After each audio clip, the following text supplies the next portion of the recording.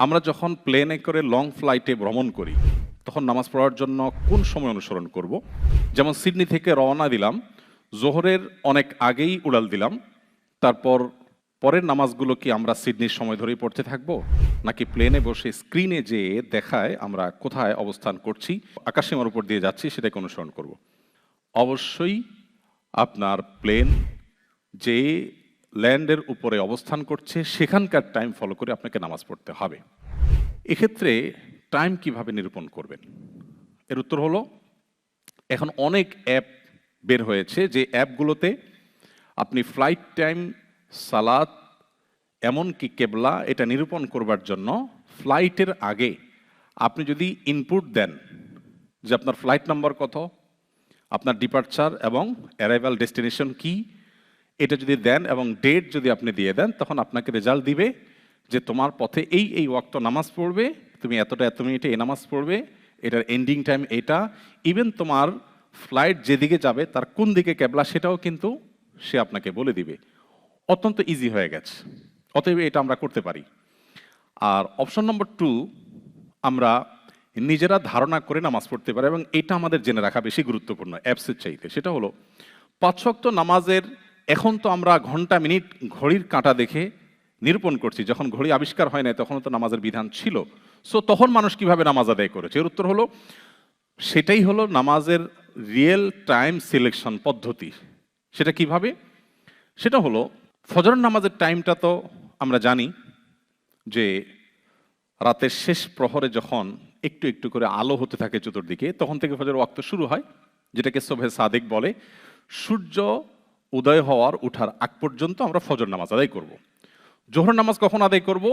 সূর্য ঠিক মধ্যাকাশ থেকে পূব দিক থেকে উঠে যখন পশ্চিম দিকে যখন ডুবে যায়, পশ্চিম দিকে একটু যখন ঝুঁকে যায়, তখন থেকে জোহরের ওয়াক্ত পড়া শুরু হয়। এরপর স্থান কাল পাত্রভেদে কোথাও দিন ছোট, কোথাও দিন বড়, সেটার ভিত্তিতে প্রত্যেকটা বস্তু মধ্যাকাশে থাকলে তার ছায়া যতটুকু থাকে তার দ্বিগুণ, অনেক ওলামাদের মতে বা জমহুর বেশিরভাগ ওলামাদের মতে 1 গুণ পর্যন্ত জোহরের ওয়াক্ত থাকে। সেটা সাধারণ অবস্থাতে যেখানে 12 থেকে 13 ঘন্টা দিন হয়, সেখানে সাধারণত 2 থেকে 2.5 ঘন্টা, কখনো কখনো 3 ঘন্টার কাছাকাছি সময়ও থাকে। এটা হলো জোহরের ওয়াক্ত। জোহরের ওয়াক্ত শেষ হলে আসর শুরু হয়। আসর শেষ হয় কখন? সূর্য যখন ডুবে তার আগ পর্যন্ত।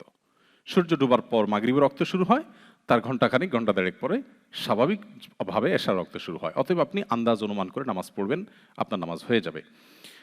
আর যে সমস্ত ফ্লাইটে এই সমস্ত ফ্যাসিলিটিসগুলো পাওয়া যায়, আপনি আগে থেকে প্ল্যান করে, আপনার যদি কয়টা টাকা বেশিও খরচ হয়, সে সমস্ত ফ্লাইটে আপনি টিকিট কাটতে পারেন। আমি এবার মালয়েশিয়ান এয়ারলাইন্সে এসেছি, যদিও এর আগে মালয়েশিয়ান এয়ারলাইন্সে একাধিকবার আমার ট্রাভেল করা হয়েছে, কিন্তু এবার আমি সারপ্রাইজড হয়েছি তাদের এই ব্যাপারে কোঅপারেশন দেখে।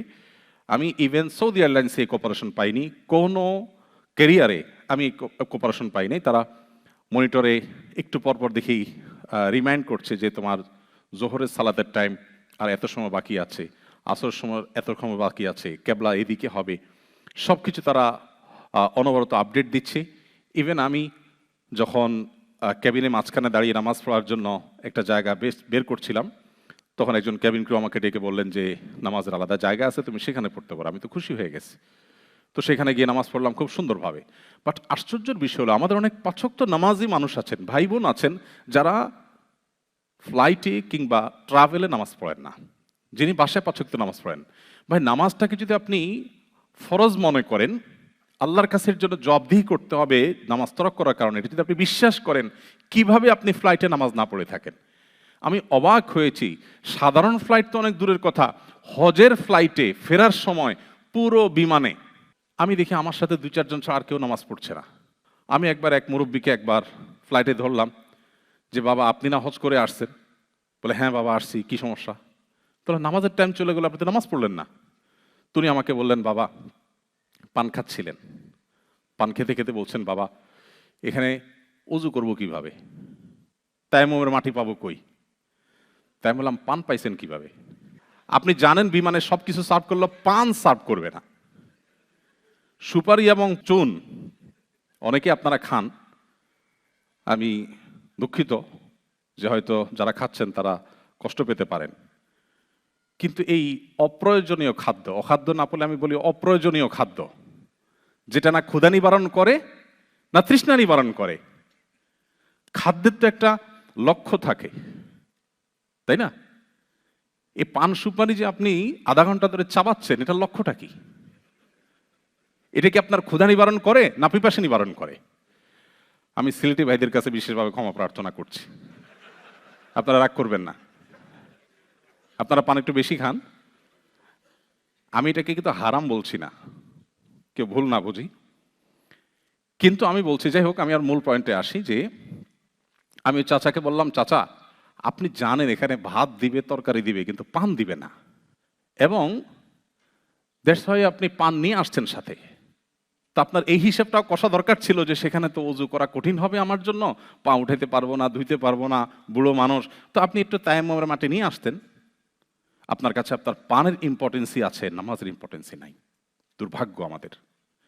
বোনরা অনেকে আছেন 5 ওয়াক্ত নামাজ পড়েন নিজের ঠিকানায়, বাট তিনি ট্রাভেলে গেলে আর নামাজ পড়েন না। কোন অজুহাতে? বলে মহিলাদের নামাজের ব্যবস্থা নাই।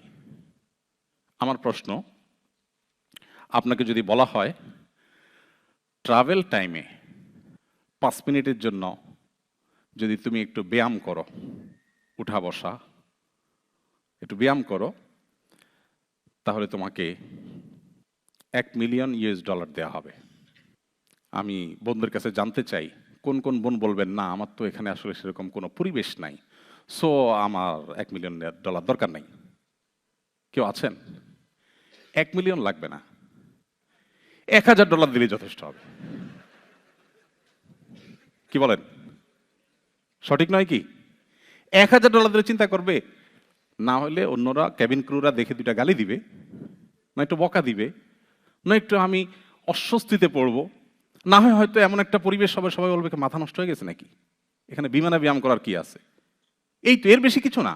বাট আমি তো $1000 পেয়ে যাব, সেখানে যে নামাজের বিনিময়ে জান্নাত পাওয়ার কথা আছে, সেই নামাজকে আমরা কিভাবে কম্প্রোমাইজ করি?